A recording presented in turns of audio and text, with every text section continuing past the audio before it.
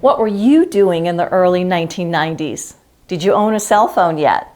Well, picture this. It's 1993 and the internet was just a whisper among dreamers. You've got Marc Andreessen, the young co-founder of Netscape. He's taking the stage in front of Congress and he's sketching out this vibrant vision of the World Wide Web.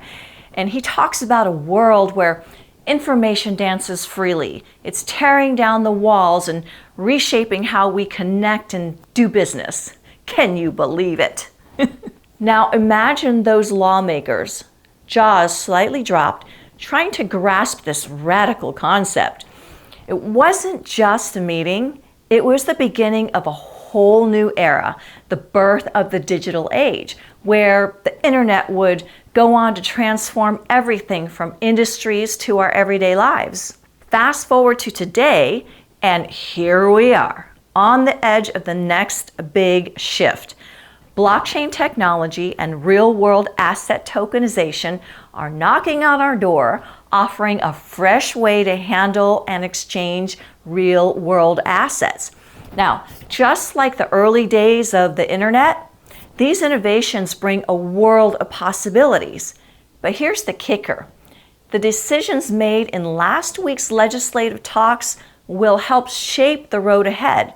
And this is going to be steering us towards a future full of promise and potential. And I personally feel like the majority of the hearing participants were pro RWA tokenization. Now, I wanted to show you three key potential ramifications for the RWA ecosystem.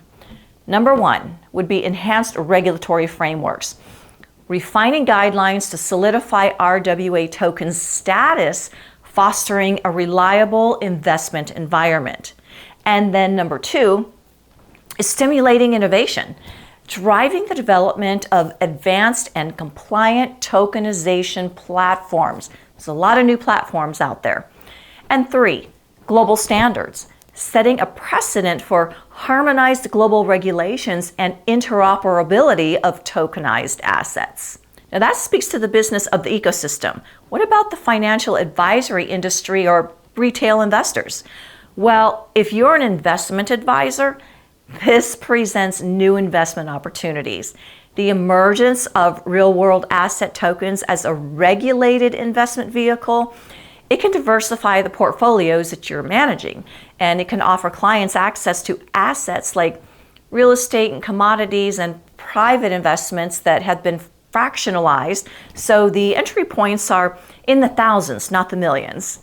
And then not to mention the addition of streamlined processes with the use of smart contracts. Platforms for tokens can lead to a more efficient and automated transactions, and what it does is reduce admin tasks and substantially reduces operational costs. For retail investors, the impact of RWA tokenization and its developing regulation opens up a world of opportunities. It allows participation in lucrative markets that were previously closed, diversification, and greater financial inclusion. As I mentioned in part one of this series, this hearing was the first time RWA tokenization was given its own stage. Therefore, a historically meaningful one. This is a moment to embrace the future with the same spirit and curiosity and optimism that once fueled the internet's rise when Marc Andreessen testified. So, I wonder what he would say about this particular hearing. The future really is bright, and we all have the potential to be a part of this transformative journey. And I would love to hear about how you are participating in this industry. What is your place in the ecosystem, or what are your ambitions? Don't be shy. Drop your comments and let's chat.